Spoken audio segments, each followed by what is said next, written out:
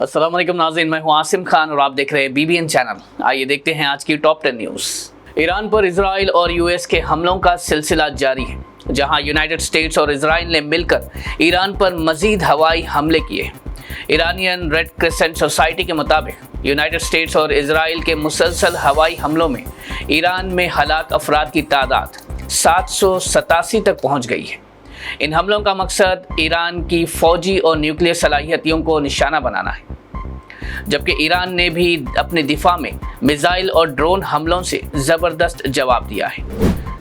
Iran के शहर मिनाब में इजराइल की जानिब से स्कूल पर हुए जालिमाना हमले में हलाक होने वाले मासूम बच्चों और बड़ों के लिए एक बड़ा इज्तिमाई जनाजा अदा किया गया, जहां हज़ारों अफराद ने शिरकत की। रिपोर्ट के मुताबिक इस हमले में करीब 165 लोग जाँ बहक हुए। ईरानी हुकूमत ने इस वाक़ये को सख्त हमला करार दिया है। जनाजे के दौरान लोगों ने इस्लामी जमहूरिया के झंडे उठाए और गमेज़न माहौल में मरहूमीन के लिए दुआ की। इस वाक़ये के बाद मुल्क में गम और गुस्से की लहर पाई जा रही है। पाकिस्तान के सदर आसिफ अली जरदारी ने कौमी पार्लियामेंट के जॉइंट सेशन में खिताब करते हुए कहा कि भारत दूसरी जंग की तैयारी कर रहा है और ये रुझान इलाके के लिए ख़तरनाक है। उन्होंने कहा कि ऑपरेशन सिंदूर के बाद पैदा हुए तनाव ने दोनों मुल्कों को नुकसान पहुंचाया और ऐसे हालात दोबारा पैदा नहीं होना चाहिए। जरदारी ने जोर दिया कि जंग के बजाय मुज़ाकरात और सियासी गुफ्तगू का रास्ता अपनाया जाए, ताकि साउथ एशिया में अमन बरकरार रहे और नए तनाज़ात से बचा जा सके। Central board of secondary education ने 10th और 12th की बोर्ड एग्ज़ाम्स को कई गल्फ़ और मिडिल ईस्ट मुल्कों जैसे Bahrain, Iran, Kuwait, Oman, Qatar, Saudi Arabia और UAE में मौजूदा तनाव और सुरक्षा हालात के सबब पोस्टपोन कर दिया है। एग्ज़ाम्स जो 2 मार्च को होने वाले थे, उन्हें अब बढ़ाया गया है और नई तारीखें बाद में जारी की जाएगी। बोर्ड ने बताया कि 3 मार्च को हालात का दोबारा जायज़ा लिया जाएगा और फिर 5 मार्च से आगे के पेपर्स के बारे में फ़ैसला किया जाएगा। स्टूडेंट्स से कहा गया है कि वो अपने स्कूल और ऑफिशियल CBSE चैनल्स पर नज़र रखें और अपडेटेड शेड्यूल का इंतज़ार करें।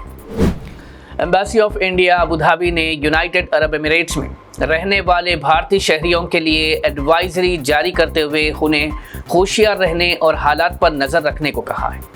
एम्बेसी ने मशवरा दिया कि लोग ज़रूरत के सिवा सफ़र ना करें और लोकल अथॉरिटीज़ की हिदायत पर अमल करें, क्योंकि इलाके में ड्रोन और मिसाइल हमलों की वजह से तनाव जारी है।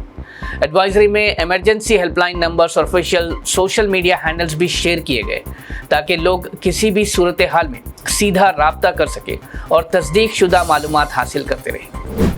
मिडिल ईस्ट के तनाव के दरमियान एयर इंडिया की एक फ़्लाइट दुबई से 149 मुसाफिरों को लेकर महफूज तौर पर न्यू दिल्ली पहुंची, जहां तमाम मुसाफिर भी महफूज तरीके से पहुंचे। एयरलाइन ने अपनी टीम्स भारतीय हुकूमत, directorate general of civil aviation और दुबई की लोकल अथॉरिटीज़ का शुक्रिया अदा करते हुए कहा कि उनके ताउन से ये होम कमिंग मुमकिन हो सकी। इसके साथ ही अथॉरिटीज़ ने एहतियात की हिदायत देते हुए मुसाफिरों को मशवरा दिया कि जब तक उनकी एयरलाइन सीधा राब्ता करके कंफर्म डिपार्चर टाइम ना दे, वो DXB या DWC एयरपोर्ट का रुख ना करें, क्योंकि इलाके के हालात की वजह से फ़्लाइट्स की टाइमिंग्स पर असर पड़ सकता है। कांग्रेस पार्टी की चेयरपर्सन सोनिया गांधी ने मोदी हुकूमत पर तनकीद करते हुए कहा कि आयतुल्लाह अली खामनेई की हत्या पर सरकार की खामोशी न्यूट्रलिटी नहीं बल्कि जिम्मेदारी से पीछे हटना है। उन्होंने कहा कि जब एक मुल्क के सरबराह को निशाना बनाया गया तो भारत को अपना मौक़िफ़ साफ तौर पर रखना चाहिए था, लेकिन हुकूमत की खामोशी से गलत पैगाम गया है। सोनिया गांधी ने वाक़े को बैनुल अक़वामी कानून और डिप्लोमेसी के उसूलों के ख़िलाफ़ करार दिया और पार्लियामेंट में इस मसले पर वाज़ेह बयान और बहस का मुतालबा भी किया। उनका कहना था कि ऐसे नाजुक वक्त में भारत की फ़ॉरेन पॉलिसी को मजबूत और साफ होना चाहिए, ना कि खामोश। ऑल इंडिया मजलिस इत्तेहादुल मुस्लिमीन के सदर असदुद्दीन ओवैसी ने मिनिस्ट्री ऑफ होम अफेयर्स की रियासतों को जारी एडवाइजरी पर तनकीद करते हुए कहा कि ये मोदी हुकूमत के दोहरे मयार को जाहिर करता है। उनका कहना था कि प्रो ईरान वाज करने वालों पर नज़र रखने की हिदायत दी जा रही है, लेकिन मुसलमानों के खिलाफ नफरत अंगेज तकरीर करने वालों पर कभी कोई एडवाइजरी जारी नहीं होती। असद ओवैसी ने इल्ज़ाम लगाया कि एक बाबा बार बार बेल की शर्तें तोड़ता रहा اور نسل کشی جیسے بیان دیتا رہا، پھر بھی مرکز خاموش رہا۔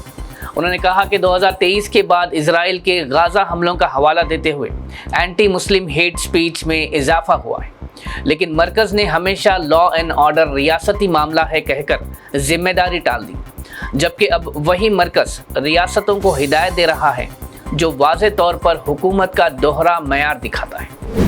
تلنگانہ ہائی کورٹ کو پھر سے بام تھریٹ ای میل ملنے کے بعد حیدرآباد میں سیکیورٹی ہائی الرٹ پر رکھ دی گئی۔ رپورٹ کے مطابق ای میل ملتے ہی پولیس، بام ڈسپوزل اسکواڈ اور ڈاگ اسکواڈ نے کورٹ بلڈنگ اور آس پاس کے علاقے کی پوری تلاشی لی، لیکن کوئی مشکوک چیز برآمد نہیں ہوئی۔ اتھارٹیز نے اسے ہوکس تھریٹ قرار دیا اور کہا کہ ایسے ای میلز پہلے بھی مل چکے ہیں جن کے بعد سیکیورٹی انتظام سخت کیا گیا تھا۔ پولیس نے اس معاملے میں کیس درج کر کے ای میل بھیجنے والوں کی تلاش شروع کر دی ہے، جبکہ کورٹ کے اندر کام عام طور پر جاری رہا۔ مڈل ایسٹ میں جاری تناؤ سے جڑی افواہوں کے بعد حیدرآباد کے کئی پیٹرول پمپس پر اچانک زیادہ رش دیکھنے کو ملا، جہاں لوگ لمبی لائنز میں کھڑے ہو کر پیٹرول بھراتے ہوئے نظر آئے۔ سوشل میڈیا کے کچھ پوسٹ میں یہ بات پھیلی کہ اس تناؤ کے چلتے فیول کی سپلائی متاثر ہو سکتی ہے، جس کے بعد لوگوں نے اپنی گاڑیوں کے ٹینک بھروانے شروع کر دیے۔ پیٹرول پمپس پر بھاری بھیڑ کے سبب کچھ مقامات پر بھاری ٹریفک بھی دیکھی گئی۔ عوام کو چاہیے کہ کسی بھی سوشل میڈیا پوسٹ اور افواہوں پر یقین نہ کریں اور صرف آفیشیل معلومات پر ہی بھروسہ کریں۔ ناظرین، یہ تھی آج کی ٹاپ 10 نیوز۔ دیکھتے رہیے BBN چینل۔ مجھے دیجیے اجازت۔ اللہ حافظ۔